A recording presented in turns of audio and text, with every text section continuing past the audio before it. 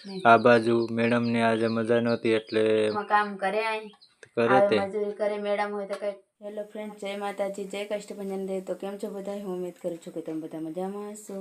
તો હું પણ મજામાં છું. થોડી ઘણી તબિયત થોડીક નરમ છે, પણ આમ તો મજામાં જ છું.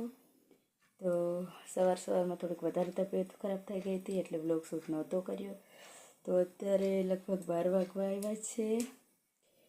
તો હવે થોડું ઘણું મારે સારું છે. તો બધા એ 3 ભાઈ બહેન તો કપાસ વીણવા ગયા છે અને હું અહીંયા સૂતી હતી, પણ પછી હવે થોડું સારું છે, આરામ લાગ્યો છે. તો મેં બનાવી દીધું છે જમવાનું. જમવામાં બનાવે છે મસ્ત મજાના, સરસ મજાના રોટલા બનાવી દીધા છે. અને અહીંયા બનાવી દીધું છે મસ્ત મજાનું બનાવી દીધું છે મગનું શાક છે. તો હવે એમને બોલાવું જમવા માટે. કપાસ વીણી દીધો છે અને આગળ ઘઉં સૂકવવા નાખી દીધા છે દળાવવા માટે. તો આવું કંઈક છે ને. આ 3 ભાઈ બહેન તો આગળ કપાસ વીણતા જતા રહેશે, એટલે મારે હવે એમને ફોન કરીને બૂમ પાડીને બોલાવવા પડશે.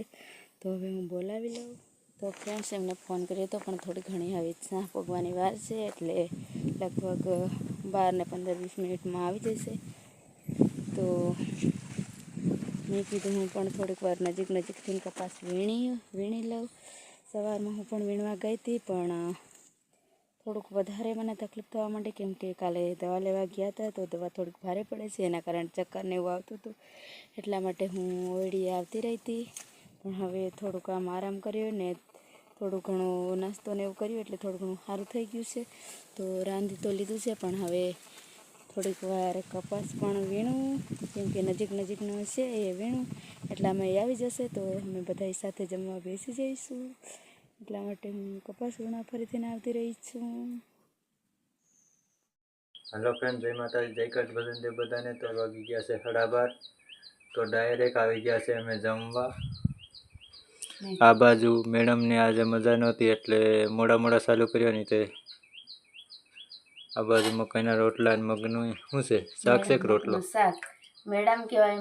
મેડમ હોય તો ખેતરમાં કામ કરે મજૂરી કરે. મેડમ હોય તો કઈ સારી રીતે રહે નહીં.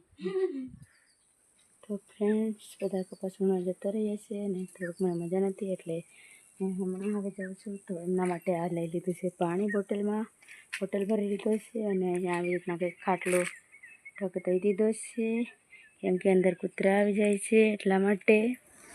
તો ચાલો હવે જોઈએ ક્યાં વેચે છે એની તો મને ખબર નથી. અહીંયા લઈ લીધો છે આ બાસ્કી, કોથળી લઈ લીધી છે કપાસ વીણવા જવા માટે. તો ચાલો હવે જઈએ. તો ફ્રેન્ડ્સ, અહીંયા આ શેડાનો સા છે. શેડાનો સા મેં વીણી લીધો છે, કેમ કે અહીંયા કાલે આવવાનું છે એક્યુલિટી, કેમ કે આ માર્ગ છે અહીંયા. તો માર્ગમાં રહીને જઈશે એક્યુલિટી. દાડિયા લઈને આવે છે, તો બધો કપાસ વરસાદના કારણે નીચે નમી ગયો છે. તો નીચે નમી ગયો છે એટલે એક્યુલિટી આવે તો બધું આમ તૂટી જાય. કપાસ થોડો ઘણો રહ્યો છે એ પણ ભાગી નાખે, એટલે ઓલા ભાઈએ એમ કીધું છે કે કપાસ સરખો કરી નાખો, કપાસ વીણી લો શેડેનો સા. એટલે વીણી લીધો છે અને અલ્કેશ અહીંયા કપાસ વીણે છે. તમને બતાવશે. કપાસ પાકી ગયો અમારો. દેખાતું નથી હો, તમારું મોઢું કાળું દેખાય. એ સૂરજ દાદાનો તડકો આવે છે ને એટલે. તો ફ્રેન્ડ્સ, અમે ખાવાનું પણ ખાઈ લીધું છે અને અત્યારે વાગી ગયા છે 8. તો આજનો વિડીયો મોડા એન્ડ કરીએ છીએ. તો વિડીયો ગમે તો લાઈક કરજો, મસ્ત મજાની કમેન્ટ કરજો, અને અમારો દિવસ કંઈક આવો રહ્યો છે. તો નવા હોય તો સબસ્ક્રાઈબ કરજો, અને મળીએ નેક્સ્ટ વિડીયોમાં. ત્યાં સુધી બધાને જય માતાજી. બધા સ્વસ્થ રહો, મસ્ત રહો અને તંદુરસ્ત રહો.